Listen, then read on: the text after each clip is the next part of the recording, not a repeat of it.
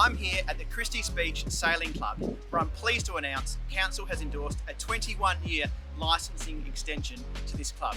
This club is an integral part of our sporting history, being here since 1958, and we're pleased to deliver them a long-term future. This will allow them to deliver sailing activities for adults and young children for the southern suburbs. More good news for boaties as we transition to a cashless online permit system at the Southerners Beach boat ramp. And a reminder that later this year there's going to be some significant improvements and upgrades to that facility.